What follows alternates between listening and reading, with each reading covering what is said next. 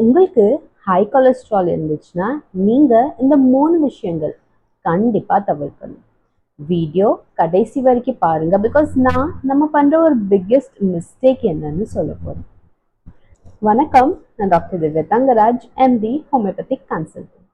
First, saturated fats. Saturated ஃபேட்ஸை நம்ம தவிர்க்கணும். சேச்சுரேட்டட் ஃபேட்ஸில் என்னெல்லாம் வரும்னு கேட்டிங்கன்னா, இந்த mayonnaise, refined oil and process cheese இதெல்லாம் தான் வரும். இது எல்டிஎல் கொலஸ்ட்ராலை அதிகமாக ஆக்கும். எல்டிஎலை நம்ம பேட் கொலஸ்ட்ரால்னு கூட சொல்வோம். Second, refined carbs. இதையும் நம்ம தவிர்க்கணும்.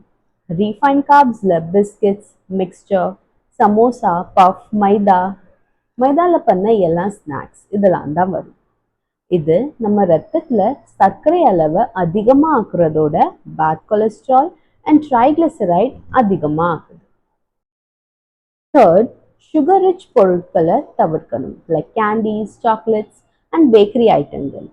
அதிகமான அளவில் சுகர் சாப்பிட்டோம்னா இது நம்ம குட் கொலஸ்ட்ராலை கம்மியாக்கி பேட் கொலஸ்ட்ராலை அதிகப்படுத்துது.